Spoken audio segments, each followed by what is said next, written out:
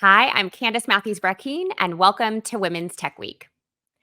On today's episode, we'll be chatting with Edna Martinson. Edna is the visionary co-founder of Boddle Learning, a 3D gamified educational platform designed for K-6 students to learn English and math in an engaging manner. Immigrating to the United States in 2009, she pursued higher education, culminating in an MBA from the University of Missouri, Kansas City. Her journey from full-time job to entrepreneurship was driven by a passion to support youth education. Boddle Learning launched officially in 2020 and has seen exponential growth, especially during the COVID-19 pandemic, adapting to the needs of remote education and attracting millions of registered students. Her dedication to providing equitable education opportunities is evident in her work as she continues to expand Bottle's impact beyond the classroom. Welcome to the show today, Edna. Thank you so much for having me. So happy to be here. Oh my goodness gracious. Well, in full transparency for everyone, I've known Edna for a few years, and she is now a member of our venture capital portfolio. So she has a company called Boddle Learning. Edna, what's Boddle Learning? Yes, so Boddle is a gamified platform for education. So what that means is we're building fun and interactive gaming experiences for kids, similar to the games that play outside of the classroom, and then finding pockets to embed learning content into it. And we're using AI and machine learning to help teachers identify the exact spots where kids are struggling on in their math and English learning journeys. So teachers can know instantly and accurately who's struggling and what they're struggling on. Now, is this something that you always wanted to do? Was run a tech company? It is actually not. I really thought I was going to be a journalist when I was younger. And that's what I came to America on. My student visa was for journalism. Oh, Um, yeah. And then during undergrad, I took a couple of business classes, got really interested in that. The common thread, though, has been education, has been always really dear to my heart. And so as I learned more about, the education system here in the US, like the places that were lacking and the struggles that both kids and teachers had, kind of created that natural path towards building a company centered around education and fun, just doing it through a medium that I know kids love. that's awesome. So, when I met you, you had a few thousand users, and now you have millions of users. And today's topic is really around leadership and your leadership style and beyond. So, how do you build a team um, to help grow a company to millions and millions of users? Yeah. So, Is the and team you started with the 2,000 or so the same that you have at 5 million or so? it has grown, but the core folks who started in the beginning are still there. We actually just celebrated we call it bottle versaries. We celebrated their bottle versaries this week because this week we turned 4 like as a company since we launched. So it's super exciting. And the biggest thing for us is one, finding folks who and we kind of take this a little bit from EOS, but like GWC, who get it, who want it, and have the capacity for it. So finding folks who really get the mission and the vision of what we're trying to build, and they want to be a part of this team, and that they have the capacity for it, has been the key thing of identifying like who are the people we're bringing on this journey with us. And so it's been special to see the team grow and then watch the individuals as well who started with us from the very beginning, watch them grow in their own like capacity and leadership as well. How large is the company at this point? Now we are 25 people. Holy guacamole. All right. I know I read my updates, but it's always fun to hear it from the horse's mouth for certain. So the company has grown quite a bit. How did you set culture in the beginning? Yeah. For us, a big thing was just like continuing to reiterate the vision of this is what we're trying to build. This is why it's important. And then laying out, which these have changed actually, the core values that we had at the beginning, I would say they like evolved as we kept bringing people on board. But a huge part of that was just reiterating it over and over again. And I think like now I have a almost 2-year-old child, and it's helpful because I think about like how many times I have to repeat things like for him. And then I think about myself, like I actually need certain things repeated to me several times before I get it. And so just like taking that as well and applying it with team and being like, okay, we should be talking about, what are our core values every biweekly meeting that we have, and not just make it, some words that sit on a Notion page that nobody visits at all. So that's been a strong part of our culture. And then and we try to do this. We don't get to do this all the time, but we're a gaming company, and so we want it to be a fun environment. And so doing game nights as well. For some folks in other parts of the world, it's like game days because the time changes and everything. So trying to incorporate that as well, which is really hard with a remote team. Building culture in a remote setting, but I think using things like that, like a game night, has been really helpful. Talk a little bit about that transition from being in person as a team to being remote, and kind of what things did you have to adjust? Yeah, so we actually have always been remote. Okay. So we started off as a remote team. Now we have a pocket in Tulsa where there is 6 of us here in Tulsa, which has helped a lot. I think the biggest thing for us is just managing time zone differences and making sure that the biggest part of that is just making sure we have airtight communication so that somebody's not waking up, in their morning time and still hasn't gotten the information they need from somebody who just went to sleep, because essentially then you waste a whole day. So we've really tried to hone that in with the team on like, let's have really airtight communication, and make sure we're sharing things that we need to share with other team members.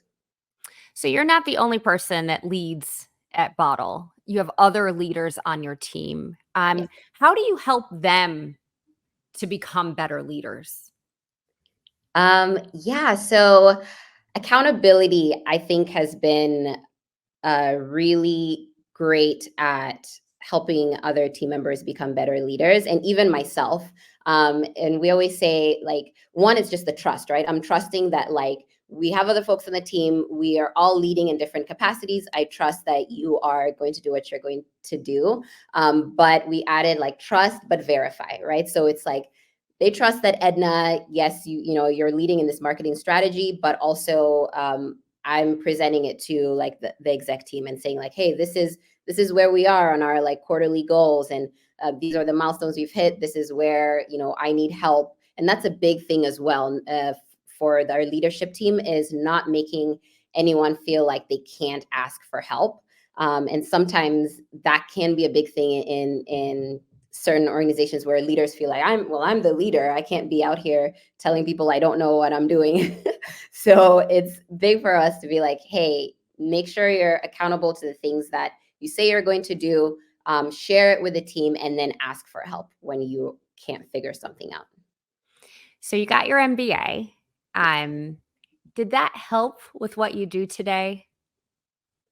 Honestly. No, I really do wanna know, yeah, because there are a lot of entrepreneurs who say, "Oh, I'm gonna go back and get my MBA," or there's even kind of VCs who are like, "I think I need my MBA," and there's a lot of leaders who go through that process.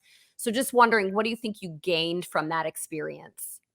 I see. And I think you have to be like the fact that you mentioned people say, I want to go back and get my MBA. It means they're in the mindset of like they're going to take the most value they can out of it.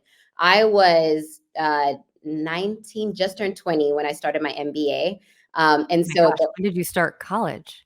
at 16. Oh, of course. All right. Now I need to do some better pattern matching as I invest in companies. Good to know. And so for me, the primary reason why I got my MBA is so that I can stay in America longer. It's like my visa is expiring.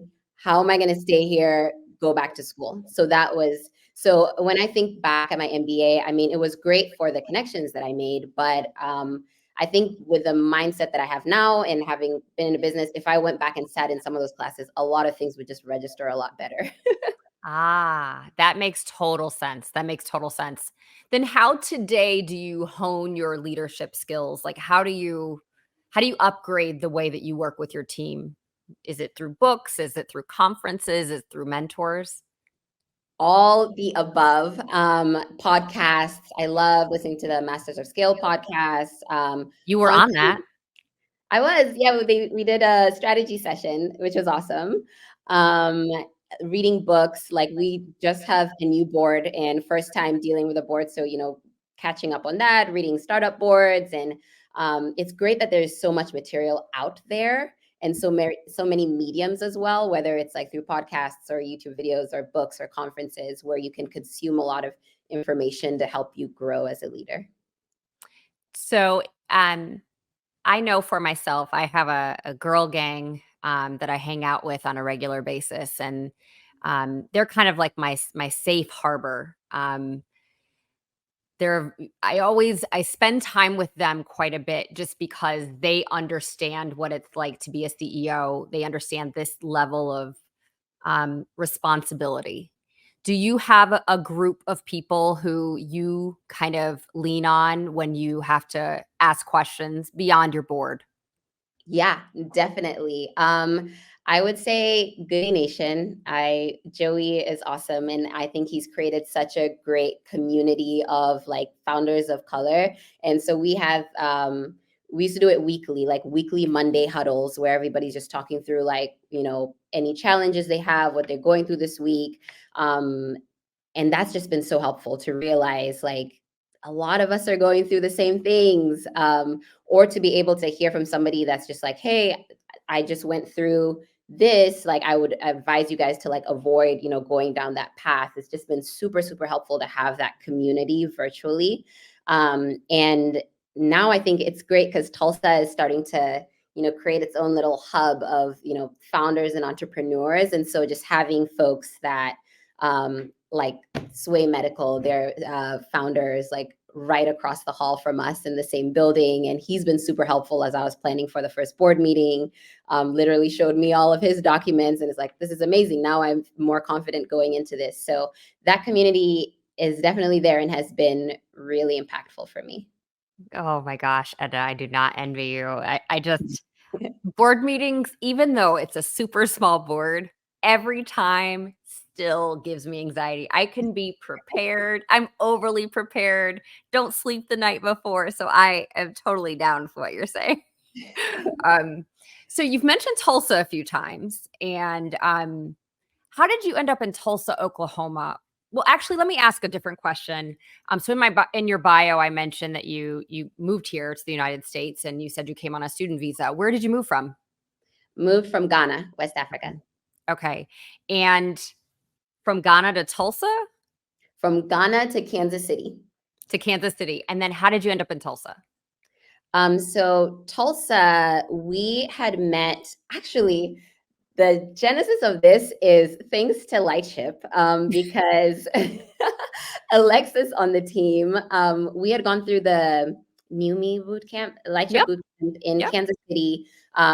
I actually didn't get to go through that. Clarence, my co-founder, did. Had another full-time job, and I remember him just texting me the whole time, like, "This is awesome. We're in like this huge mansion house, and like, oh, I'm learning so much stuff about the limbic, all the cool brain The stuff that limbic system and neocortex decision making.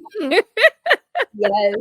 And so through that opportunity, we met Alexis, and several, maybe months later, Chandler, who used to work at Atento, was coming to Kansas City to do a Mm, talk. And Alexis has mentioned Boddle to him, like, hey, you should really meet these founders. So we got to connect with him that way, and then started having conversations with Atento Capital, who's based here in Tulsa. And then that was early 2020, pre pandemic. And mhm. um, post pandemic in August is when we kind of decided, like, okay, yes, we're going to make the move down to Tulsa. And they made the investment. And here we are today. Well, since we're on Women's Tech Week, so can you build a tech company in Tulsa, Oklahoma? It is possible, Okay, and okay. there's tons of resources as well. For me, I had never considered Tulsa before as a place to move, and I was really pleasantly surprised just coming here and realizing how much emphasis and effort they put into supporting entrepreneurs. And so moving here really had a positive impact on us and really helped us grow, both like from operational side of the business and like as leaders as well. Does doing this work ever scare you? Like running a business, taking all this risk? Oh, yeah. So how do you remain fearless through this process? I think for me, it's just seeing the impact that it's having in the classrooms. Like we just released a new update on Monday, and it's like carnival theme. And then we get a random message from a teacher who teaches kids who are part of the carnival. So they're like touring. And these kids are so excited that the new bottle update is carnival themed. And now they're excited to do their math work. And getting that kind of response, it's like, okay, like we got to keep doing this, like we're making a big impact. And that, especially when we first started out, when we didn't have millions of users on the platform and it was only a couple thousand, those those messages really kept me going, because now it's easy to kind of validate, like there's millions of people, obviously people like it, but when you're just trying to get it off the ground and it's like, okay, there's like only 1,000 people on here, like, are we sure we're going the right direction? Getting that kind of feedback is just, it's incredible. So tell me just a tiny bit more about Bottle. So is this a daily use thing in the classroom? Like how do students engage with Bottle? Yeah, so different use cases. Some teachers dedicate, their 20 minutes bottle time each day, and it's like, hey, kids, go practice your math. Other teachers specifically use it for assignments to be like, I just taught fractions. Now I'm going to give you a fractions assignment on bottle, or you're taking your devices home, go do your math homework on or English homework on bottle as well. Okay. Okay. So all of these ideas are always bubbling up inside of your business. We've got a carnival theme, there are other themes. How do you create and foster this team of innovators? Like how do you constantly feed their minds to continue to be creative? Because sometimes when you're in it, it's hard and you sometimes lose it. Yeah. Feedback from your users is always one Okay. big thing. Okay. So we are constantly, developing that feedback loop on like what are teachers needing and or wanting from Bottle, how are they responding to the new feature we're putting out, and that helps to inform a lot of the direction and how we're moving forward. And then there's so that's like on the product roadmap side of things, but on like the operational side of things in the business, it's having that constant conversation. Like in all our meetings, team meetings, and the different teams will have a section that's like, okay, customer employee headlines, and then they can also bring up things on like, hey, these are new tools or new ways that we can become more efficient in our work. And that's always something that we're always pushing with the team. It's like, okay, if we've been doing something a certain kind of way, how do we make it more efficient? How do we make all our jobs a lot easier? By introducing new tools or new, concepts and workflows. And that kind of helps to keep us innovative. So we're not just stuck to like, okay, we're doing this one way that takes us, 5 hours. That's just how we're going to keep on doing it going forward. Okay. Okay. That makes sense. That makes sense. Um, so you work in the tech field. We both work in a pretty um male dominated industry. Ed tech is also that way too. Um, so how are you championing women in tech, kind of most specifically in the ed tech space? Yeah. One big thing is just making sure that I'm vocal and like my voice is being heard, because I think that really encourages the other women on our team as well to feel like, okay, this is amazing. One, that we have like female leadership representation, and that, she's a vocal voice in the company.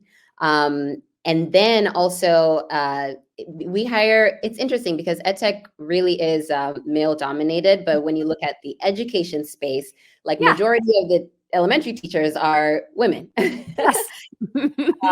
And we've gone through that to where we've hired, and I will say, like, and teachers are the best kind of folks to join ed tech companies because they just know the teacher psyche and like what teachers are needing, what teachers are feeling in specific moments.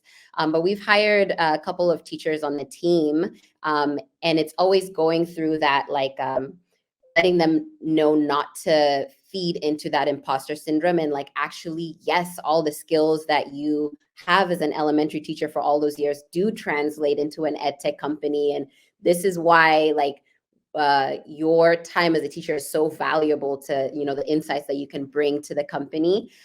So I think it's been a lot of that, just like letting them understand their strengths as female educators and how impactful that is to an ed tech company where most of our users are going to be female educators. No, yeah, yeah. It's so interesting because I've seen a lot of the educators on social media talking about Bottle, and I can imagine that they all want to work there because they all seem super psyched about it. So Bottles kind of has a virality to it, and a lot of the social media posts that go out, and you've got some kind of user generated content that comes out as well. Tell me how all of that happened, and maybe was there a point where you realized, oh yeah, TikTok's for us or Instagram's for us or XYZ's for us? Was there a moment where you realized like that was how you were going to market? Yes, this was 2021. We were setting up, you know, tons of calls with school districts, trying to get to, you know, not even superintendents, but maybe like directors of curriculum and principals. And it's really anybody who's in education who's selling to schools knows how long those sales cycles are and how hard it is to reach those folks. At this point, we're purely focused on like, let's grow the user base and have a good amount of people like using the product. And so I remember getting off a call with some school district folks, and we've been meeting with them for several months now. And that call, it was still kind of like no decision being made on whether they were going to adopt Bottle or not. And then a few hours later, Clarence, who's my co-founder and husband, his phone is like, you know, blowing up a little bit. He's getting lots of notifications, and it's on TikTok. And this teacher in Texas, San Antonio, posts a video about Bottle, just like regular video on their phone. Like, I just found this really cool platform. Like, I tried it with my kids yesterday. They're really loving it. I think I'm going to use it for assignments, and I think I can do all this stuff. And all of a sudden, within a few days, we had 40,000 registered students on the platform. And we were like, or not a few days, this was like a couple months, but a few days, we definitely had like several thousand registered students on the platform. And so we're like, hold on, clearly we need to be paying more attention to like TikTok than, you know, going the long sales cycle route. And that was kind of the genesis of that, of, okay, let's put a lot more attention to reaching out to teacher influencers on social media. And that's helped us take off. There are teacher influencers. Dang. There are so many different little segments. It's wild to me. It's wild to me. So you mentioned just there briefly that you work with your husband. Yes. How have you guys did you co-found the company together? Yeah, co-founded together. Okay. And what's that like leading next to your spouse? And I ask this question because I lead next to my spouse every day. um, it's been it's been great because so far we never have moments where we are both down. It is like Clarence is up, Edna is down, or like Clarence is down, Edna is up, or we are both up. So that's been the good thing, because then we can kind of pick each other back up. Hopefully it stays like that and there's not moments where we're both down, because we haven't figured out what that looks like yet. Um, but having that person there to just really like encourage you and like speak life into you and like, yes, you got this. And that person that just like knows everything about you, be that person to do that, has been special for us. It's also great because we're very distinct in our expertise. You know, like he's game design expert. You know, he like lives and breathes this thing, plays way too many video games for my liking, but it's okay. And I'm very much on like the marketing and operations side. And so I think the skills complement each other really well. That makes sense. So what's your vision for Bottle long term? Vision for Bottle, we're excited because to date, two things. Bottle has mainly been a single player game, but we know, especially if you look at the gaming industry and kids gaming, there's just so much potential with multiplayer gaming and when you can get a group of kids playing and interacting together. So for us, we're calling it, like a digital playground. So building out more of those multiplayer features where kids can get together, learn and play together. And then two, building out what we're calling a community library, where we're expanding Boddle to not just be math and English, but if, for example, you're a teacher and you had a geography question set or, biology question set, you could load it into Boddle, and then all of a sudden it expands, the learning content offerings on there. Okay. That's super awesome. I didn't know that. I think it's gonna be really cool to see kids playing with each other. Yeah, Yeah. that's, I think, gonna be really cool because there's a lot of research around peer learning, and the way that, one child can mentor another, and then that raises all boats. Yeah. So that's super cool, that you're doing that. So kind of back to leadership. Um, so you have for a long time done a fantastic job hiring, and truly maintaining a team over time, just as you mentioned earlier. Yeah. Um, what's your hiring strategy typically look like? That's a great question. Because you have a process, and that process is working, Yeah. because it's not luck. Yeah. Some people Yeah. think it's luck. For us, because one, it's when we identify like there's a need in this specific part of the organization, and so there's just nobody else has capacity to fill it, so we have to bring somebody from the outside in. It's if they check off on the technical skills, right? It's like, okay, this person definitely has the technical skill set that we need. Two, it's really understanding like why do they want to join this team? What are their expectations coming onto a new team? And then we spend a lot of time talking about like, these are the problems. Here's everything that's not going right that we have an expectation that you're going to come in and help us solve, so that they're fully aware. I think one of the things you don't want is somebody joining your team with an expectation that's completely different from what the reality is, right? Mhm. Especially when it's startups, we're constantly, putting out fires left and right. And so being like transparent about these are the fires and this is the expectation of you coming in. That way, you're getting somebody who's like, I'm up for the challenge. And then I think the other big part about hiring specifically for startups is there's a lot of people that might have worked, corporate or like other kinds of positions where they're just kind of used to that life. Like, here is the general process that's been going for the last 50 years, and I just have to follow this and I'm good. Whereas, when you're in that startup environment, as you know, Candace, like things are changing constantly. And especially if you need the people who are going to come in to inform those changes, it's important to let them know that as well. So like, this is what it looks like working at a startup. And the expectation is you are coming to help inform some of the process change that we need to move forward. Have you ever gotten it wrong? A hire and I've had it happen to me. And sometimes you kind of put blame on someone else, but then you realize at a certain point that it could have actually been you. So have you ever gotten it wrong, and have you figured out the why to that? Yes, definitely have got it wrong. And for me, I think I made the mistake of, hiring for like a senior technical position on the exec level and feeling like I've done my job. My job was to go out, find this person, tell them all the problems we have in Bottle, and like now they're in, here are the keys. Like, I'm going to look over here and focus on marketing and operations, all this other stuff. You do you. And that it had turned out not to be good. Like, it's important to this is before we implemented the like trust but verify, right? Like, okay, I'm trusting you that you are experienced in this role, you're going to come fix things, but also I'm going to put the accountability in place to be like, are you actually doing what you say you're going to do and what the company actually needs?